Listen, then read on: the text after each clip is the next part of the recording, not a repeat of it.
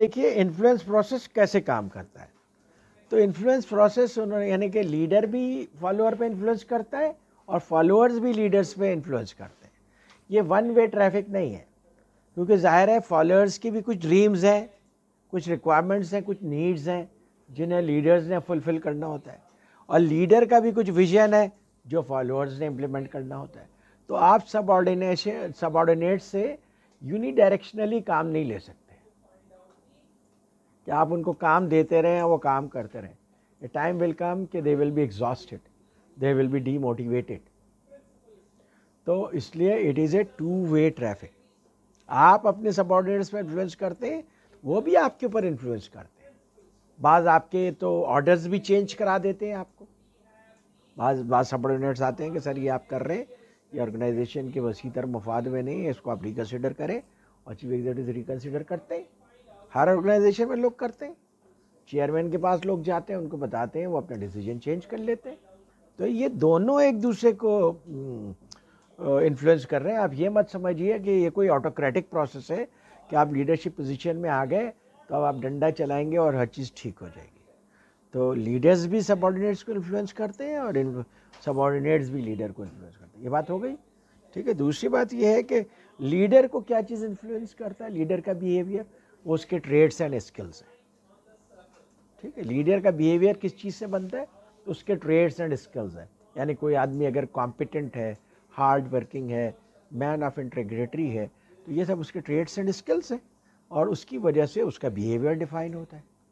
इसी तरीके से जो फॉलोअर के एट्रीब्यूट्स होते हैं, जब इनको ऊपर लीडर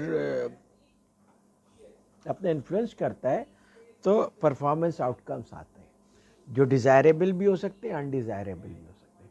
अब ये लीडर का काम है कि वो कंट्रोल करे कि जो आउटकम्स आएँ वो डिज़ायरेबल हो। जब डिज़ायरेबल आउटकम्स आते हैं तो ऑर्गेनाइजेशन ग्रो करती है, जब अनडिज़ायरेबल आउटकम्स आते हैं तो ऑर्गेनाइजेशन को डाउनफॉल शुरू हो जाता है। But it is a two way traffic, और इसके ऊपर सिचुएशनल वेरिएबल्स इम्पैक्ट करते हैं। अब सिचुएशनल बिहेवियर्स लीडर पे भी इम्पैक्ट करते हैं, फॉलोअर्स पे भी इम्पैक्ट करते हैं।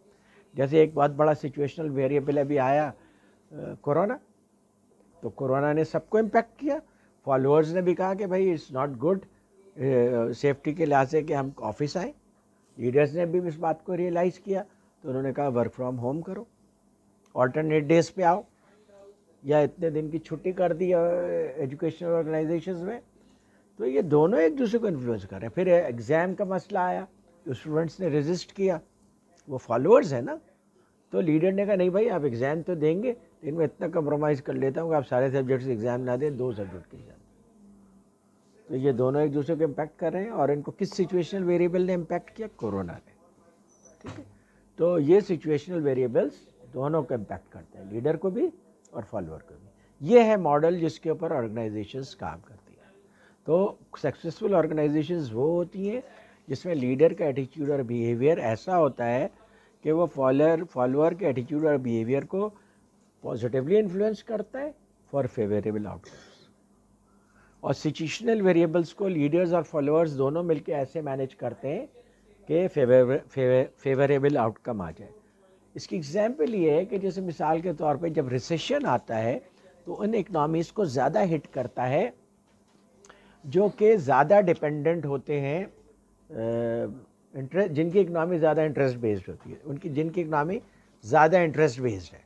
जैसे यूरोप और अमेरिका को ज़्यादा हिट करता है रिसेशन, ठीक है। वो मेरा गोरा दोस्त मुझे कह रहा था यार यूरोप में रिसेशन आया हुआ है, तो तुम्हारे यहाँ आता हूँ तो देखता हूँ रेस्टोरेंट्स फुल हैं, बाज़ार फुल हैं, लोग खा पी रहे हैं और शॉपिंग भी कर रहे हैं।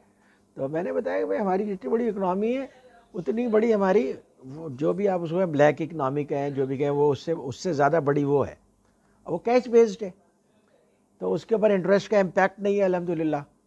तो उसकी वजह से हमारी इकनॉमी पे, और फिर हमारे यहाँ इतने ज़्यादा इंटरेस्ट बेयरिंग इंस्ट्रूमेंट्स सोफिस्टिकेटेड भी नहीं है, उसकी वजह से फिर भी हम इतने ज़्यादा रिसेशन का शिकार नहीं होते। लेकिन यूरोप अमेरिका में तो रिसेशन आता है तो मॉल्स बिल्कुल सुनसान हो जाते हैं, सेल्स ड्रॉप हो जाती है।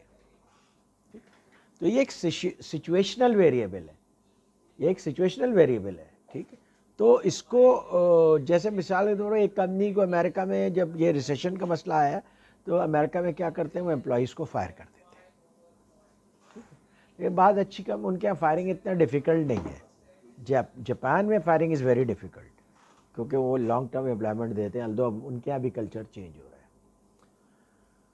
तो उनके चीफ एग्जीक्यूटिव्स अच्छे थे, तो उन्होंने अपने एम्प्लॉयज़ से कहा देखो हमारे पास दो ऑप्शन है, या तो हम आधे लोगों को फायर कर दें क्योंकि हमारी सेल जो है 50-60% पे आ गई, या फिर हम ये करें कि तुम लोगों को रिड्यूस्ड वर्किंग आवर्स पे ले आए, यानी तुम लोग 20 आवर्स काम करो ताकि हम तुम्हें हाफ पे दें, और हाफ पे देंगे तो we will manage you all. तो उसको एम्प्लॉयज़ ने अप्रिशिएट किया और एक्सेप्ट कर लिया, बजाय इसके कि लोग फायर हो। और फायर होने का नुकसान ये होता है जब इकनॉमी दोबारा नॉर्मल होती है तो वही लोग आपको मिलते नहीं हैं, मिलते हैं तो ज़्यादा एक्सपेंसिव मिलते हैं क्योंकि वो कहीं ना कहीं जॉब कर चुके होते हैं, कुछ अपने आप को एडजस्ट कर चुके होते हैं, सेटल कर चुके होते हैं। तो ये ज़्यादा अच्छा सोल्यूशन उन्होंने निकाला जिससे एम्प्लॉयज़ की भी मोटिवेशन रही और चीफ एग्जीक्यूटिव्स को भी डिफ़िकल्ट डिसीजंस नहीं लेने पड़े। तो सिचुएशनल वेरिएबल्स को आप कितना इनोवेटिवली हैंडल करते हैं, that is important for your organisation. ठीक है। और सिचुएशनल वेरिएबल्स बेशुमार आती हैं, बहुत तरह की आती हैं। ये सिचुएशनल वेरिएबल था जिसकी वजह से एनएडी में 3 डिपार्टमेंट की बजाय 29 डिपार्टमेंट्स बन गए। ठीक है। और उसके बाद जो है फिर आपके इतने सारे और दूसरे प्रोग्राम्स हो गए, एमएस के, पीएचडी के, पीजीडीज के। ये बेसिकली मार्केट की रिक्वायरमेंट है, सिचुएशनल वेरिएबल है, उसके हिसाब से एनएडी यूनिवर्सिटी ने रिस्पॉन्ड किया। तो इसी तरह सबको रिस्पॉन्ड करना पड़ता है सिचुएशनल वेरिएबल के हिसाब से। तो और ये चीफ एग्जीक्यूटिव की रिस्पॉन्सिबिलिटी है कि सिचुएशनल वेरिएबल अगर चेंज हो तो उसको कैसे रिस्पॉन्ड करें। एप्रोप्रिएटली रिस्पॉन्ड करता है तो ऑर्गेनाइजेशनल ऑब्जेक्टिव्स भी अचीव कर लेता है और फॉलोअर्स की मोटिवेशन भी गेन